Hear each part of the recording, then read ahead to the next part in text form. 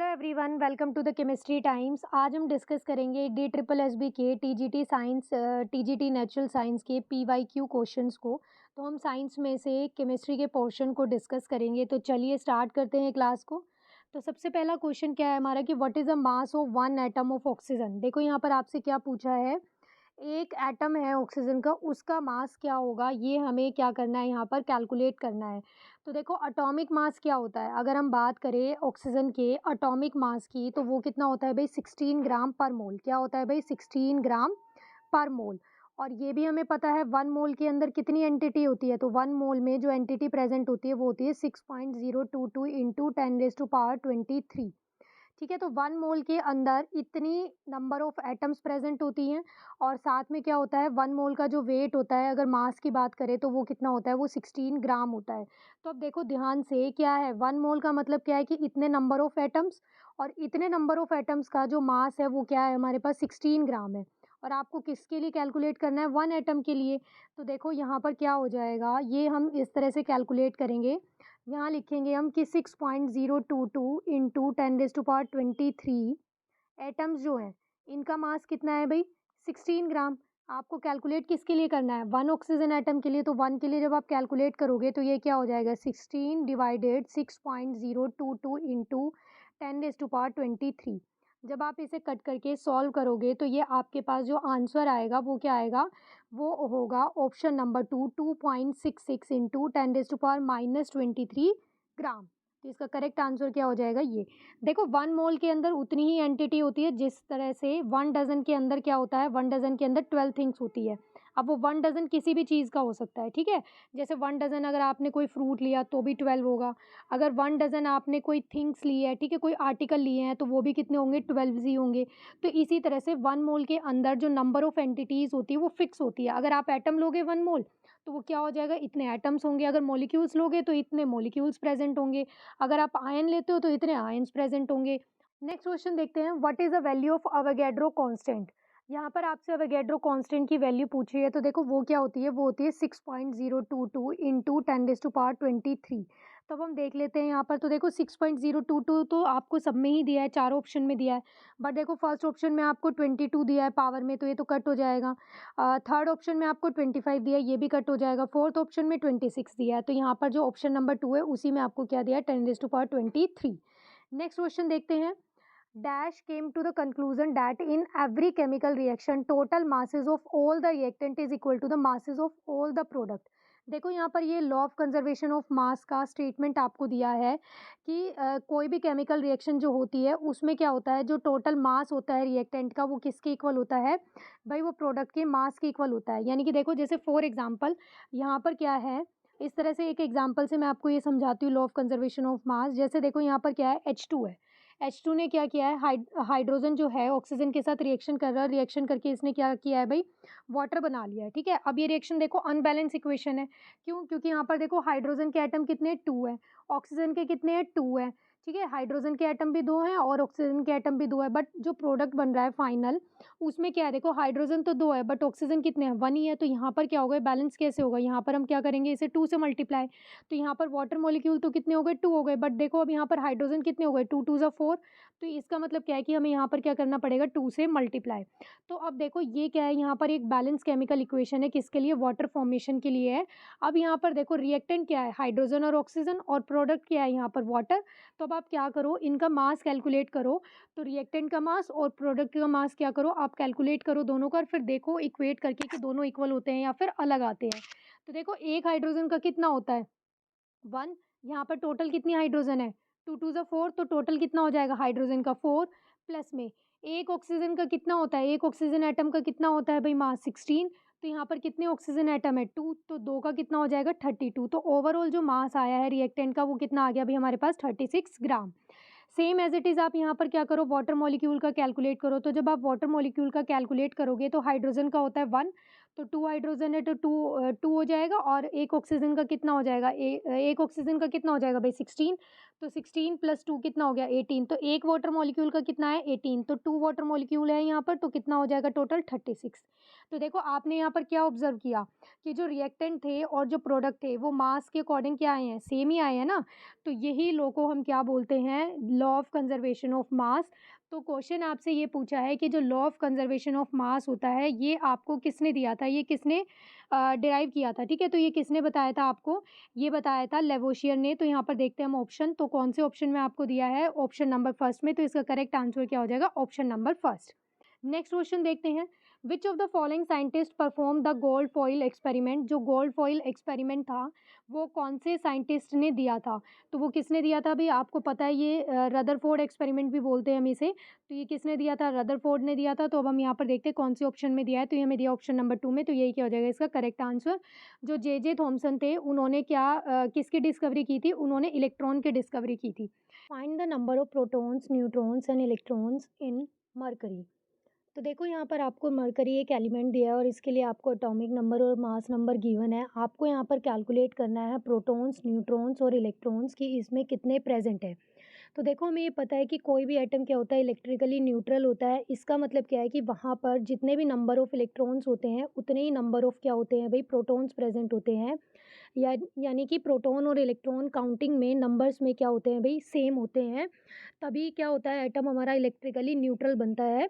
ठीक है, यानी कि पॉजिटिव चार्ज और नेगेटिव चार्ज क्या रहता है वहाँ पर, ओवरऑल इक्वल रहता है, तभी वो क्या बनेगा, न्यूट्रल बनेगा। तो देखो एक पॉइंट और आपको यहाँ पर ध्यान रखना है कि जो भी एलिमेंट का एटॉमिक नंबर होता है, एटम का एटॉमिक नंबर होता है, वो ही उतने ही नंबर ऑफ क्या होते हैं उसमें प्रोटॉन प्रेजेंट होते हैं और उतने ही नंबर ऑफ उसमें इलेक्ट्रॉन प्रेजेंट होते हैं। जैसे देखो यहाँ पर एटम का एटॉमिक नंबर क्या है 80। ठीक है, यहाँ पर ये जो नीचे दिया होता है ये क्या होता है, एटॉमिक नंबर होता है और ऊपर क्या गिवन होता है आपको, मास नंबर। तो यहाँ पर देखो एटॉमिक नंबर आपको कितना दिया है 80, तो यानी कि यहाँ पर नंबर ऑफ प्रोटॉन्स और नंबर ऑफ इलेक्ट्रॉन्स कितने प्रेजेंट है इस एटम में, 80 है। ठीक है, तो अब आपको यहाँ पर क्या कैलकुलेट करना है, यहाँ पर अब हम कैलकुलेट करेंगे नंबर ऑफ न्यूट्रॉन्स। तो नंबर ऑफ न्यूट्रॉन्स कैलकुलेट करने के लिए हमारे पास फॉर्मूला होता है, देखो क्या, जो मास नंबर होता है, ठीक है, एटम का जो मास नंबर होता है वो किसके इक्वल होता है, वो इक्वल होता है नंबर ऑफ प्रोटॉन्स प्लस में नंबर ऑफ न्यूट्रॉन्स। तो इस वाले फॉर्मूले को हम यूज़ करके क्या है भाई, नंबर ऑफ न्यूट्रॉन्स को कैलकुलेट करेंगे। तो देखो क्वेश्चन में हमें मास नंबर कितना दिया हुआ है भाई, 199। तो मास नंबर की जगह पे हमने ये रख दिया है और इज इक्वल टू में आपको क्या रखना है यहाँ पर, प्रोटॉन्स। तो प्रोटॉन्स हमने देखे यहाँ पर जो एटॉमिक नंबर होता है वही क्या होता है, प्रोटॉन्स होते हैं। तो यानी कि ये क्या आ जाएगा 80 प्लस में नंबर ऑफ न्यूट्रॉन्स। अब ये इधर सब्ट्रैक्शन में जाएगा तो ये माइनस होकर सब्ट्रैक्ट करके जो हमारे पास आंसर बचेगा वो कितना बचेगा भाई, 119। क्या आंसर आ जाएगा, 119। तो इस एटम के लिए जो नंबर ऑफ न्यूट्रॉन्स हैं वो कितने प्रेजेंट है भाई, 119 है। अब हम यहाँ पर ऑप्शंस देखेंगे तो जिस सीक्वेंस में हमसे क्वेश्चन में पूछा है उसी सीक्वेंस में हमें यहाँ पर ऑप्शन को आइडेंटिफाई करना है। तो सबसे पहले प्रोटॉन्स, तो देखो प्रोटॉन्स और इलेक्ट्रॉन्स दोनों ही कितने थे, 80 थे। तो अब हम यहाँ पर देख लेते हैं कि फर्स्ट नंबर पे हमें 80 किस किस में दिया है और किस में नहीं दिया है। तो देखो ऑप्शन नंबर 3 और 4 क्या हो जाएगा, कट हो जाएगा। सेकंड नंबर पर आपसे पूछा है न्यूट्रॉन्स, तो देखो न्यूट्रॉन्स कितने आए हैं 119। तो अब हम यहाँ पर देख लेंगे कौन से ऑप्शन में दिया है हमें, तो ये हमें दिया ऑप्शन नंबर फर्स्ट में। तो इसका जो करेक्ट सीक्वेंस बनेगा वो क्या बनेगा, 80, 119 और 80, यानी कि प्रोटॉन्स, न्यूट्रॉन्स और इलेक्ट्रॉन्स। तो यहाँ पर इसका राइट आंसर क्या हो गया भाई, option number first. Next question देखते हैं, which of the following is correct. देखो अब यहाँ पर ये स्टेटमेंट दी है प्रोटॉन, न्यूट्रॉन और मास नंबर और एटॉमिक नंबर के बेसिस पे ही, तो आपको आइडेंटिफाई करना है कि कौन सा करेक्ट दिया है। तो देखो फर्स्ट आपको दिया है mass number is equal to में नंबर ऑफ प्रोटॉन, तो ये गलत है। अभी मैंने लास्ट क्वेश्चन में ही बताया है कि जो प्रोटॉन्स होते हैं वो किसके इक्वल होते हैं, एटॉमिक नंबर के। सेकेंड आपको दिया है mass number is equal to में नंबर ऑफ प्रोटॉन्स प्लस में नंबर ऑफ न्यूट्रॉन, ये करेक्ट है। थर्ड आपको दिया है mass number is equal to में नंबर ऑफ न्यूट्रॉन, ये भी इनकरेक्ट है। जो नंबर ये होता है, ये हम क्या करते हैं, नंबर ऑफ न्यूट्रॉन्स को हम कहाँ से कैलकुलेट करते हैं, मास नंबर के फॉर्मूले से। जो मास नंबर है वो आपको दिया है प्रोटॉन, न्यूट्रॉन और एटॉमिक नंबर का सम, तो ये भी इनकरेक्ट स्टेटमेंट है। तो यहाँ पर करेक्ट आंसर क्या हो जाएगा भी, ऑप्शन नंबर 2। नेक्स्ट क्वेश्चन देखते हैं, a microwave radiation has a frequency of 14 gigahertz, calculate the energy of photon corresponding to this radiation. देखो यहाँ पर आपसे क्वेश्चन में क्या पूछा है, न्यूमेरिकल करने का जो सबसे बेस्ट वे होता है, जो मुझे लगता है वो ये होता है कि आपसे जो भी क्वेश्चन में पूछा है आप पहले क्या करो, उसका फॉर्मूला लिख लो। ठीक है, तो यहाँ पर देखो आपसे क्या पूछा है, एनर्जी पूछी है। ठीक है, आपसे क्वेश्चन में क्या पूछा है, एनर्जी पूछी है, तो जो एनर्जी का फॉर्मूला होता है वो ये होता है एच न्यू, प्लैंक कांस्टेंट दिया है ना आपको यहाँ पर, तो प्लैंक कांस्टेंट के साथ क्या होता है, एच न्यू होता है या फिर क्या होता है एच सी बाय लैम्डा। अब देखो यहाँ पर लैम्डा तो क्या होता है, वेवलेंथ होता है, तो ये तो फॉर्मूला यूज़ नहीं होगा क्योंकि यहाँ पर आपको क्वेश्चन में क्या दिया है भाई, फ्रीक्वेंसी दी है, और ये न्यू क्या होता है हमारे पास, फ्रीक्वेंसी होती है, तो यानी कि ये फर्स्ट वाले फॉर्मूले से ही क्वेश्चन होगा। तो देखो एच की वैल्यू क्या होती है, प्लैंक कांस्टेंट, ये कांस्टेंट होता है, तो इसकी वैल्यू तो आपको क्वेश्चन में दी हुई भी है। अगर नहीं भी दी हुई होती तो एक कांस्टेंट की वैल्यूज़ को आपको लर्न रखना पड़ता है, याद करना पड़ता है। अब देखो साथ में न्यू, जो न्यू है वो क्या है भाई, हमारे पास फ्रीक्वेंसी है। फ्रीक्वेंसी आपको क्या दी है, 14 गीगाहर्ट्ज़, कितनी दी है भाई, 14 गीगाहर्ट्ज़ दी है। ठीक है, अब जो गीगाहर्ट्ज़ होता है, 1 गीगाहर्ट्ज़ होता है, वो कितना होता है, 10⁻9 हर्ट्ज़। ठीक है, क्या होता है भाई, 10�9 हर्ट्ज़। तो अब देखो यहाँ पर 14 गीगाहर्ट्ज़ जो है, इसको हम कैसे लिख सकते हैं, इसे हम लिख सकते हैं 14 इंटू में 10�9 हर्ट्ज़, ये हर्ट्ज़ में कन्वर्ट हो गया है। तो अब देखो यहाँ पर इस वाले फॉर्मूले में वैल्यू पुट कर दो, तो एच की वैल्यू कितनी है, 6.626 इंटू 10⁻34 जूल सेकेंड। ठीक है, और मल्टीप्लाई में क्या है, न्यू, न्यू की वैल्यू कितनी है, 14 इंटू में 10⁻9 हर्ट्ज़। अब देखो हर्ट्ज़ क्या होता है, हर्ट्ज़ होता है 1 साइकिल पर सेकंड, तो इसकी जो यूनिट होती है वो क्या होती है, पर सेकंड होती है। तो यहाँ पर 10⁻9 हर्ट्ज़ जो है, इस हर्ट्ज़ के प्लेस पे मैं क्या कर सकती हूँ, पर सेकंड लिख सकती हूँ। तो पर सेकंड का मतलब क्या है कि ये 1/s हो जाएगा। तो देखो ये 1/s, इस s से क्या हो जाएगा, कट हो जाएगा। यहाँ पर जब आप 6.62 को मल्टीप्लाई करोगे 14 से, तो ये मल्टीप्लाई करके कुछ आता है 92.7। ठीक है, और यहाँ पर क्या है, देखो ये 34 है, और यहाँ पर ये क्या है, 9 है। तो यहाँ पर जब आप इसे सॉल्व करोगे तो ये आपके पास सॉल्व करके कितना बचेगा भाई, ये वाली जो वैल्यू होती है ना, -34 होती है, कितनी होती है भाई, ये यहाँ पर +34 लिखी है, ये वाली वैल्यू कितनी होती है भाई, -34 होती है। तो जब आप इसे क्या करोगे, सब्ट्रैक्ट करोगे, तो आपके पास कितना बचेगा, यहाँ पर 10⁻−25 बचेगा। क्या आएगा भाई, ये पावर को सॉल्व करके, हमें पता है ना बेस सेम होता है तो पावर क्या होती है, ऐड होती है। तो -34 में जब आप 9 को ऐड करोगे तो कितना आएगा आपके पास, 10⁻−25। अब देखो बट यहाँ पर हमें आंसर किसमें, यहाँ पर क्या है, ये डेसिमल जो प्लेस है ये क्या होता है, यहाँ पर शिफ्ट हो सकता है। तो ये जब डेसिमल प्लेस एक डेसिमल जो है ये एक प्लेस क्या है, आगे शिफ्ट होगा, तो ये कितना आ जाएगा, 9.2 इंटू में 10⁻−24 क्या आ जाएगा, जूल। तो अब हम यहाँ पर देख लेते हैं हमें कौन से ऑप्शन में दिया है। तो देखो ये हमें कौन से ऑप्शन में दिया है, 9.28 आना चाहिए। तो देखो फर्स्ट ऑप्शन तो वैसे ही कट हो जाएगा क्योंकि इसमें तो क्या है 7 पॉइंट है, तो ये तो कट हो गया है। बाकी देखो जो 3 ऑप्शन है इसमें 9 to 8 के टर्म्स में ही है। ठीक है, तो 92.8 भी नहीं आएगा, तो यहाँ पर जो करेक्ट आंसर आएगा वो क्या आएगा भाई, क्योंकि जो 92.8 था इसके साथ क्या है, -25 पावर आएगी, 21 भी पावर नहीं आएगी, ये भी कट हो जाएगा। तो इसका जो करेक्ट आंसर आएगा वो क्या होगा, option number 2 is the right answer. Next question देखते हैं। In the long form of periodic table there are, देखो लॉन्ग फॉर्म पीरियोडिक टेबल में ये बोला है कि जो वर्टिकल कॉलम्स होते हैं उन्हें हम ग्रुप्स बोलते हैं, और जो हॉरिजॉन्टल रोज होती है उन्हें हम पीरियड बोलते हैं। तो देखो हॉरिजॉन्टल रोज कैसे होती है, ये वाली, ठीक है, और जो वर्टिकल कॉलम्स होते हैं वो कौन से होते हैं, ये वाले। तो देखो जो हॉरिजॉन्टल रोज है ये, इन्हें हम क्या बोलते हैं, ग्रुप्स, और ये जो वर्टिकल सॉरी, ये जो हॉरिजॉन्टल रोज है इन्हें हम क्या बोलते हैं, पीरियड्स, और ये जो वर्टिकल कॉलम्स है इन्हें हम क्या बोलते हैं, ग्रुप्स। तो ये पूछा है कि ये काउंटिंग में नंबर्स में कितने होते हैं। तो देखो हमें पता है जो पीरियड्स होते हैं वो कितने होते हैं, 7 होते हैं, और जो ग्रुप होते हैं वो कितने होते हैं भाई, 18 होते हैं। तो अब देख लो यहाँ पर क्या दिया है, vertical columns are called group, तो ग्रुप कितने पीरियोडिक टेबल के अंदर, 18, तो यहाँ पर क्या आ जाएगा 18। और फिर हमें क्या पूछा है कि हॉरिजॉन्टल रोज कितने हैं, तो हॉरिजॉन्टल रोज क्या होती है भाई, पीरियड्स, और पीरियड्स कितने होते हैं भाई, 7, तो इसका करेक्ट आंसर क्या हो जाएगा, ये 7। तो ये कितना आ गया, यहाँ पर देख लेते हैं अब हमें कौन से ऑप्शन में दिया है। तो ये देखो हमें दिया है ऑप्शन नंबर 3 में 18 और 7, बाकी तो क्या हो जाएंगे, इनकरेक्ट हो जाएंगे। नेक्स्ट क्वेश्चन देखते हैं। Group first element of periodic table except hydrogen are called, देखो जो ग्रुप 1 होता है उसमें हाइड्रोजन सबसे ऊपर टॉप पे लिखा होता है, फिर नीचे क्या होता है, हाइड्रोजन, लिथियम, सोडियम, इस तरह से ये ग्रुप होता है पूरा। तो जो ग्रुप 1 होता है इसे हम क्या बोलते हैं, ग्रुप 1 को हम बोलते हैं अल्कली मेटल्स। तो इसका करेक्ट आंसर क्या हो जाएगा, ऑप्शन नंबर फर्स्ट।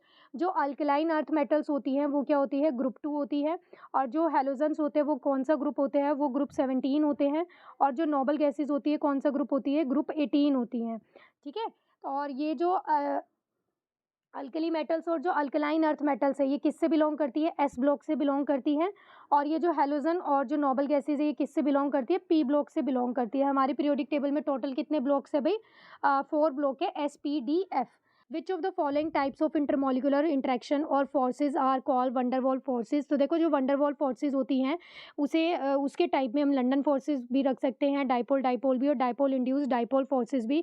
तो जो इसका करेक्ट आंसर बनेगा वो क्या होगा भाई, ऑप्शन नंबर 3, जिसमें आपको क्या दिया है फर्स्ट, सेकेंड और थर्ड। अब हम एक बार यहाँ पर देखते हैं कि लंडन फोर्सेज क्या होते हैं। तो देखो लंडन फोर्सेज किस में होते हैं भाई, ये नॉन पोलर मॉलिक्यूल्स में प्रेजेंट होते हैं।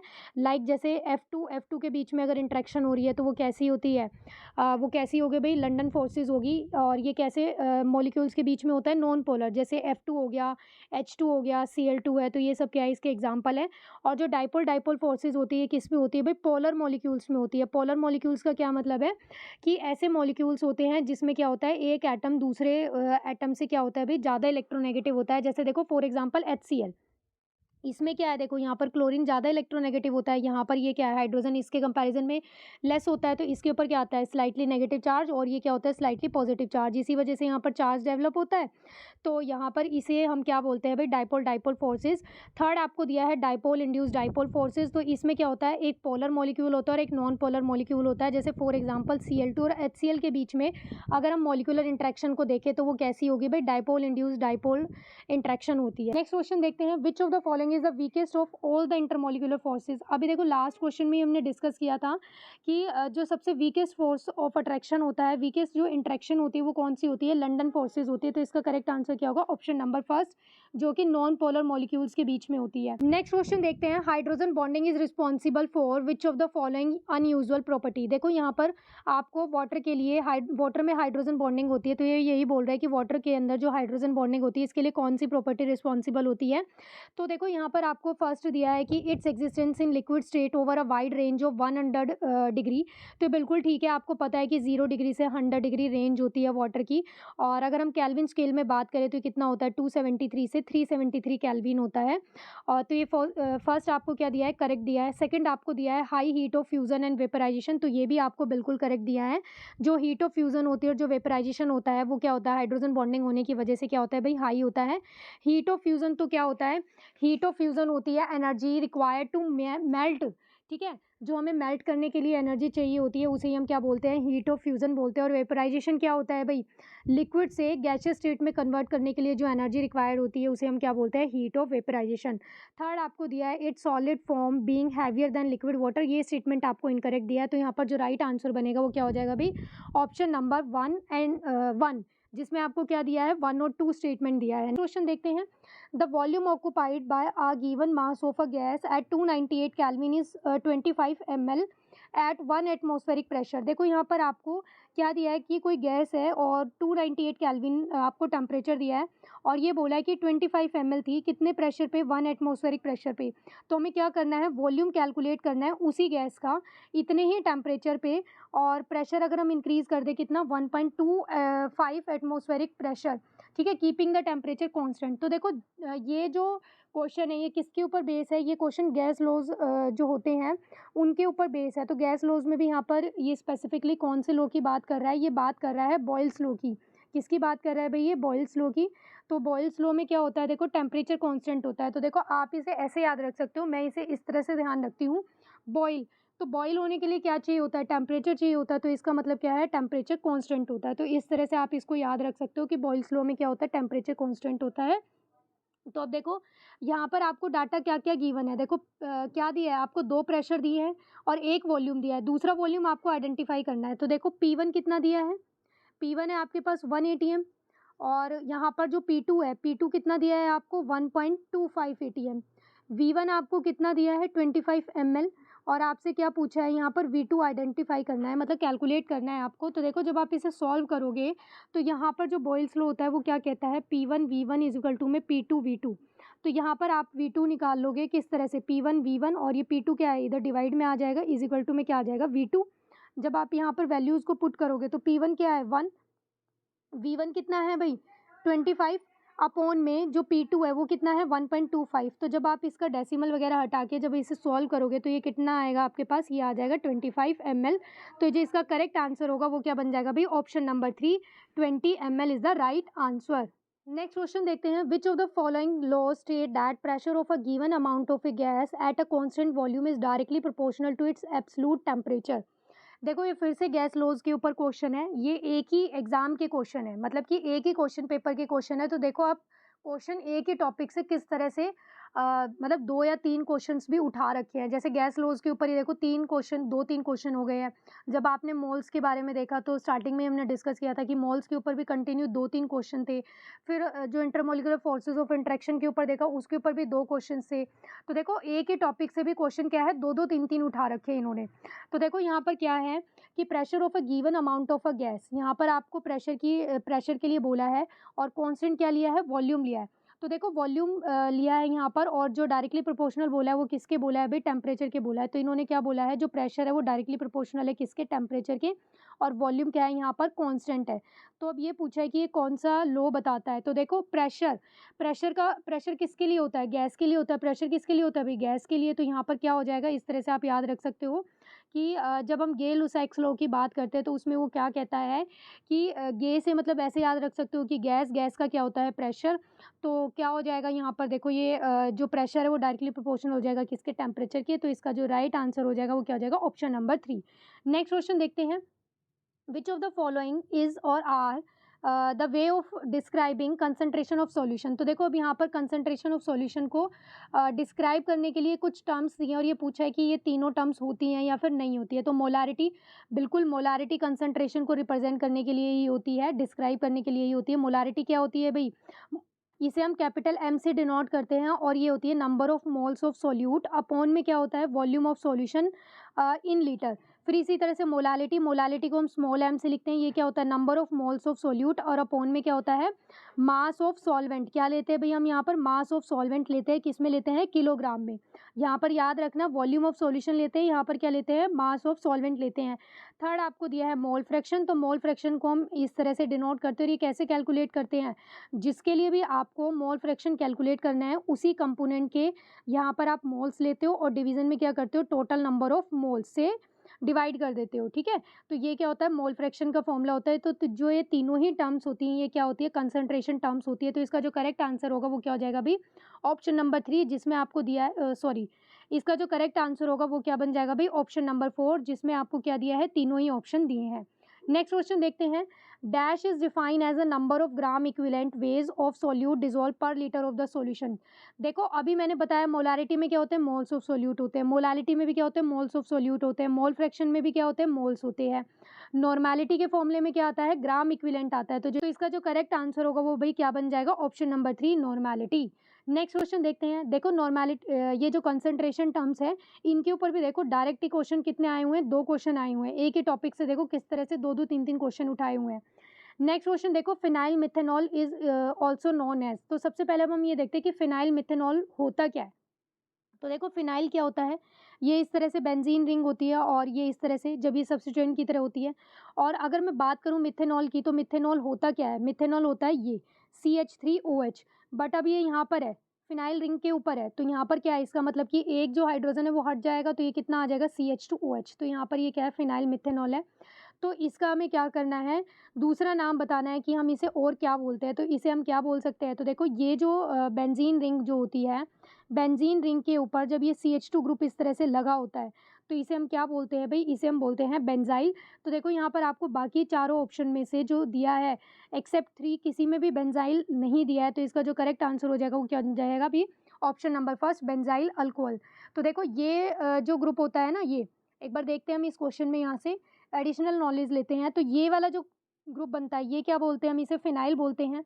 अगर रिंग के ऊपर क्या होता है भाई, इस तरह से CH2 ग्रुप लगा होता है तो इसे हम क्या बोलते हैं, बेंजाइल बोलते हैं। क्या बोलते हैं भाई, इसे बेंजाइल कहते हैं।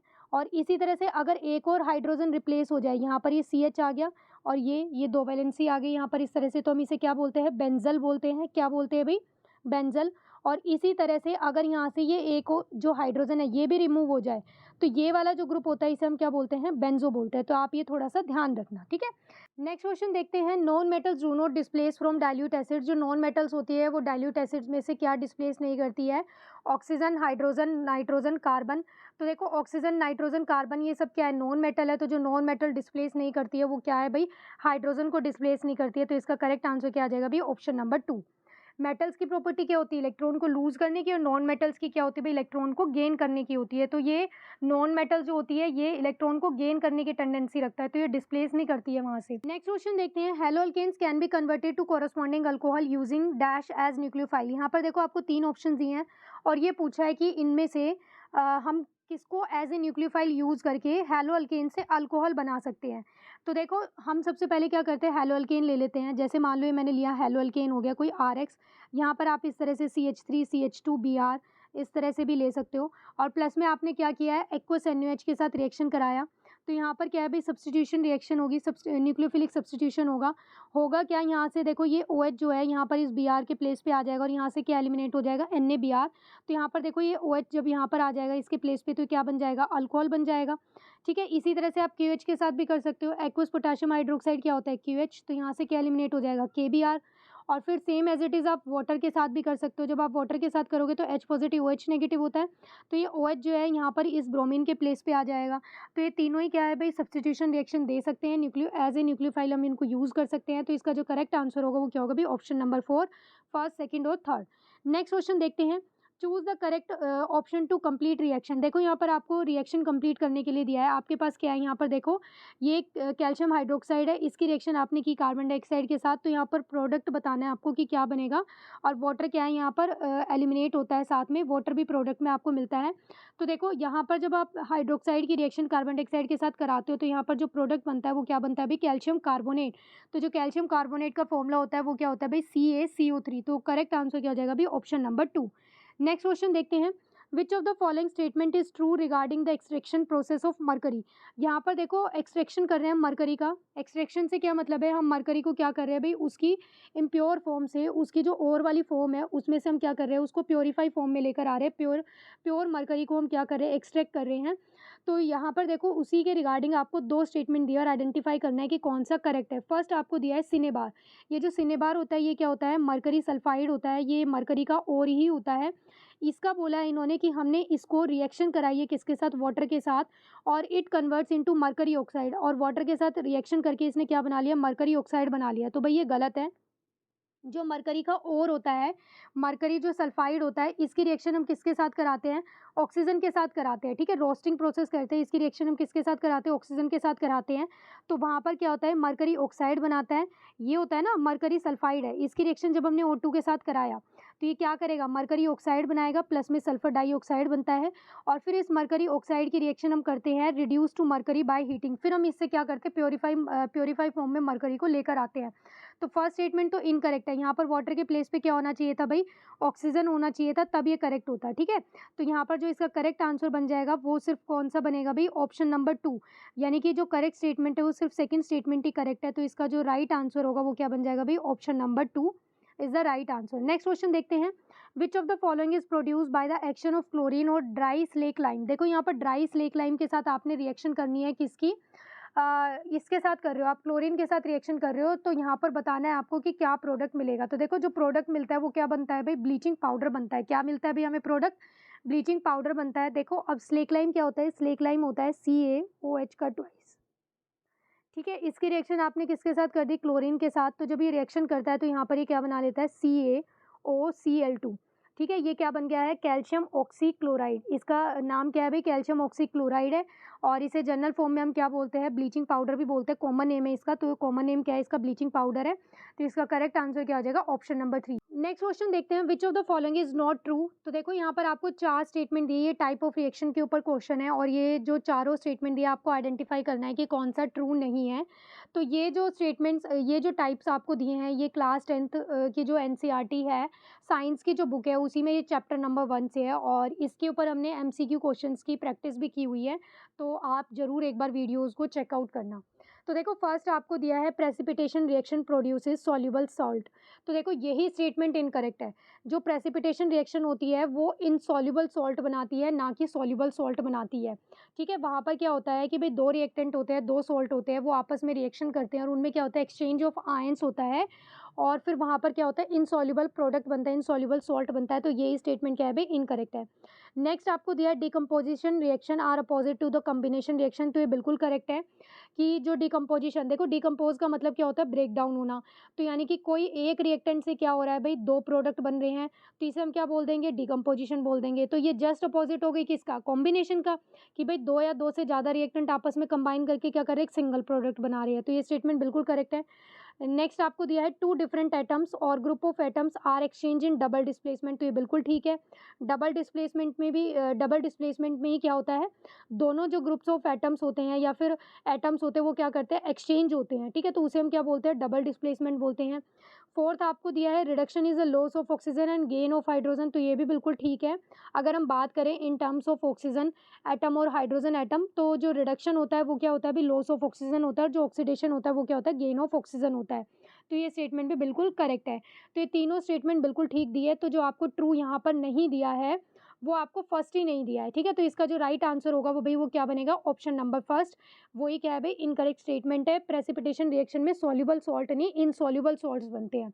देखते हैं which of the following orders is correct with respect to the increasing pH level. देखो यहाँ पर आपको पीएच लेवल इंक्रीजिंग ऑर्डर में अरेंज करना है। यहाँ पर आपको ये क्या है, कुछ सब्सटेंसेस दिए हैं और इनका आपको ऑर्डर में अरेंज करना है। तो देखो वैसे तो ये डाटा बेस क्वेश्चन है, आपको ये थोड़ा सा ध्यान रखना पड़ेगा कि किसकी पीएच रेंज क्या होती है। तो यहाँ पर मैं आपको इसका डायरेक्ट आंसर ही बता देती हूँ। तो इसका जो करेक्ट आंसर होगा वो क्या बनेगा भी, ऑप्शन नंबर 4 एग वाइट, और एग वाइट से ज़्यादा होता है एंटासिड का, और फिर लास्ट में क्या आता है, कास्टिक सोडा आता है। नेक्स्ट क्वेश्चन देखते हैं, what would be the pH of an aqueous solution of sulphuric acid which is, देखो यहाँ पर आपको क्या दे रखी है, सल्फ्यूरिक एसिड की क्या दे रखी है, आपको कंसंट्रेशन दे रखी है और उसके लिए पीएच पूछा है। ये ऐसे वाले क्वेश्चन इंपॉर्टेंट है, आपसे देखो पीएच पूछा जा सकता है। तो ये क्वेश्चन आप कर लेना। ये क्वेश्चन तो आप कोई भी एग्जाम हो, किसी भी एग्जाम के पर्पज से आप कर लेना, DSSB नहीं, ये चीज़ भले ही आप टीजीटी का एग्जाम दो या फिर पीजीटी का एग्जाम दो, तो ये क्वेश्चन इंपॉर्टेंट है। इस तरह के क्वेश्चन आपको देखने को मिल सकते हैं। तो देखो जब आप H2SO4 का एक्वस सॉल्यूशन बनाते हो, तो जो H2SO4 होता है ये किस तरह से आयनाइज हो जाएगा, ये हो जाएगा H पॉजिटिव प्लस में, यहाँ पर क्या बनाएगा, सल्फेट आयन बनाएगा, ठीक है। और यहाँ पर हाइड्रोजन कितने हैं, 2, तो ये 2 यहाँ पर क्या हो गए, यहाँ पर हाइड्रोजन आयन बन जाएंगे, ठीक है। अब देखो यहाँ से H पॉजिटिव आयन कितने आए हैं, इस सल्फ्यूरिक एसिड के सॉल्यूशन से कितने H पॉजिटिव आयन जनरेट हुए, 2, और इसकी कंसंट्रेशन आपको वैसे कितनी दी हुई है, ये। अब अगर वहाँ पर 2 आयन क्या हो रहा है, जनरेट हो रहा है, तो इसे हमें क्या करना पड़ेगा, इसे मल्टीप्लाई। तो ये कितना हो जाएगा, 2 इंटू में 5 इंटू 10⁻³ तो ये कितना आ जाएगा, 2 5 10, 10 इंटू में 10⁻³ जब आप यहाँ पर बेस देखो सेम है, जब आप इसे सॉल्व करोगे तो क्या हो जाएगा, -1 +1 माइनस का 3 तो कितना आएगा, माइनस का 2, तो ये कितना आ गया, 10⁻²। तो ये कंसंट्रेशन आ गई आपके पास। अब आपको क्या पता करना है, पीएच फाइंड आउट करना है। तो देखो पीएच फाइंड आउट करने के लिए जो हमारे पास फॉर्मूला होता है वो देखो क्या होता है, वो होता है पीएच इज इक्वल टू में minus log of concentration of H positive ion. तो देखो यहाँ पर क्या है, माइनस log H पॉजिटिव की वैल्यू कितनी आई है आपके पास, 10⁻², कितनी आई है भाई, 10⁻²। तो देखो ये log की एक प्रॉपर्टी होती है, log को सॉल्व करने की एक प्रॉपर्टी होती है कि अगर log है इस तरह से और उसकी पावर होती है कुछ, तो वो क्या हो जाता है, पावर आगे आ जाती है, तो हम उसे कैसे लिख देते हैं, n log ऑफ x। तो देखो सेम एज इट इज़ यहाँ पर क्या है, -2 है और यहाँ पर भी माइनस है। तो ये प्रॉपर्टी के इस प्रॉपर्टी के अकॉर्डिंग, ये log की प्रॉपर्टी के अकॉर्डिंग यहाँ पर क्या हो जाएगा, ये जो पावर है ये आगे आ जाएगी। तो ये जब आगे आएगी तो -1 ऑलरेडी है और ये -2 हो जाएगा, तो क्या बन जाएगा, +2। तो क्या हो जाएगा, 2 log ऑफ 10। अब log 10 का मतलब क्या होता है, log 10 की वैल्यू क्या होती है भाई, 1 होती है। तो 2 इंटू में 1, तो 2 इंटू में जब आप 1 करोगे तो आंसर कितना आ जाएगा, 2। तो आपके पास जो पीएच की वैल्यू आ गई है वो कितनी आ गई भाई, ऑप्शन नंबर, अब हम यहाँ पर देखते हैं कि कौन से ऑप्शन में दिया है, तो ये हमें दिया ऑप्शन नंबर 2 में। तो जो इसका करेक्ट आंसर हो जाएगा भाई वो क्या हो जाएगा, ऑप्शन नंबर 2, जिसमें आपको दिया है 2। तो ये पीएच कैलकुलेट करना और ये लॉग को सॉल्व करना, ये आप एक बार देख लेना, इसके ऊपर नंबर ऑफ क्वेश्चंस को प्रैक्टिस करना। नेक्स्ट क्वेश्चन देखते हैं, the main layer of atmosphere from 10 kilometres above the earth surface up to 50 kilometre is called. तो इसे हम क्या बोलते हैं भाई, इन्होंने बोला है अर्थ सरफेस है, अर्थ सरफेस से ऊपर हम 10 किलोमीटर अबव गए, फिर 10 किलोमीटर से हम कहाँ तक गए, 50 किलोमीटर अबव वाली रेंज में गए। तो ये जो 10 से 50 वाली जो रेंज होती है इसे हम क्या बोलते हैं भाई, स्ट्रेटोस्फेयर बोलते हैं। और ये जो सरफेस से लेकर यहाँ तक जो रेंज रहती है अप टू 10 किलोमीटर तक, इसे हम क्या बोलते हैं, ट्रोपोस्फेयर बोलते हैं। फिर स्ट्रेटोस्फेयर से ऊपर 80 to 85 तक क्या होता है, मीजोस्फेयर होता है, और उसके ऊपर क्या होता है, थर्मोस्फेयर होता है, जहाँ पर आइनोस्फेयर भी होता है, ठीक है। तो इसका करेक्ट आंसर क्या हो जाएगा भाई? ऑप्शन नंबर 2, क्योंकि आपसे क्या पूछा था 10 टू 50 की रेंज में पूछा था। क्वेश्चन देखते हैं। देखो इस क्वेश्चन में आपसे क्या पूछा है कि जो एंटासिड होते हैं और जो फायर एक्सटिंग्विशर होते हैं, उनमें हम इन चारों में से, जो आपको चारों ऑप्शंस दिए हैं, इनमें से हम किसका यूज़ कर सकते हैं। तो देखो यहाँ पर जो इसका करेक्ट आंसर होगा वो क्या बनेगा भाई? Option number first, sodium hydrogen carbonate. ये क्या होता है? इसे हम मिक्सचर में यूज़ करते हैं और ये क्या करता है भाई? कार्बन डाइऑक्साइड गैस को बनाता है, रिलीज़ करता है, और ये किसके लिए रिस्पॉन्सिबल होती है? फिर आग बुझाने के काम आती है, फायर एक्सटिंग्विश करती है ये। नेक्स्ट क्वेश्चन देखते हैं, which of the following orders are correct with respect to the decreasing reactivity. देखो यहाँ पर आपको ये 4 ऑर्डर दिए हैं, रिएक्टिविटी ऑर्डर दिया है और आपको अरेंज करना है डिक्रीजिंग ऑर्डर में। तो डिक्रीजिंग ऑर्डर का मतलब क्या है कि सबसे पहले आपको रखना है मोस्ट रिएक्टिव एलिमेंट, ठीक है, उसके बाद लीस्ट को, और फिर इस तरह से डिक्रीजिंग ऑर्डर में अरेंज करना है। और जो ये क्वेश्चन है, ये रिएक्टिविटी सीरीज़ के ऊपर बेस्ड क्वेश्चन है, मेटल्स की जो रिएक्टिविटी होती है उसके ऊपर ये क्वेश्चन है। तो यहाँ पर देखो ये हाइड्रोजन है, हाइड्रोजन से ऊपर जितनी भी मेटल होती है वो क्या होती है? ज़्यादा रिएक्टिव होती है, और नीचे वाली क्या होती है भाई? लेस रिएक्टिव होती हैं। और जब हम ऊपर की तरफ जाते हैं तो रिएक्टिविटी क्या होती है? इंक्रीज़ होती है, यानी कि जो ऊपर मेटल्स लिखी है वो ज़्यादा रिएक्टिव होती है, और जो नीचे मेटल्स लिखी है वो क्या होती है भाई? लीस्ट रिएक्टिव होती है। तो अब हम यहाँ पर ऑप्शंस को देखते हैं और देखते हैं कि कौन सा जो ऑप्शन है वो करेक्ट बनेगा। तो फर्स्ट आपको दिया है कैल्शियम, लेड और कॉपर। तो कैल्शियम देखो कहाँ पर है? कैल्शियम कहाँ है भाई? यहाँ है। कैल्शियम सबसे ज़्यादा बता रखा है, फिर इसके बाद क्या है? लेड है, और फिर इसके बाद आपको ऑप्शन में क्या दिया है? कॉपर दिया है। तो देखो ये बिल्कुल करेक्ट ऑर्डर बन रहा है, तो यानी कि यहाँ पर जो इसका करेक्ट आंसर होगा वो क्या बन जाएगा? ऑप्शन नंबर फर्स्ट ही हो जाएगा। बाकी भी हम एक बार चेक कर लेते हैं। तो देखो मरकरी, सिल्वर और फिर एल्युमिनियम दिया है। तो देखो सिल्वर तो क्या होती है? ये तो नोबल मेटल बोल सकते हैं हम इसे, ठीक है, क्योंकि सिल्वर की हम ज्वेलरीज भी बनाते हैं, तो ये लेस रिएक्टिव होती है, तो ये तो लीस्ट में आएगा, मतलब नीचे होता है। और अगर हम बात करें एल्युमिनियम की, तो एल्युमिनियम देखो रिएक्टिव मेटल होता है, और कंपैरिजन एल्युमिनियम क्या दे रखा है आपको? यहाँ पर दे रखा है, ठीक है। और मरकरी भी क्या आएगा भाई? लीस्ट आएगा, ठीक है, मरकरी भी यहाँ पर आता है। तो यानी कि ऑर्डर तो इनकरेक्ट है। तो इस तरह से आपको यहाँ पर रिएक्टिविटी सीरीज़ में ये आइडेंटिफाई करने हैं।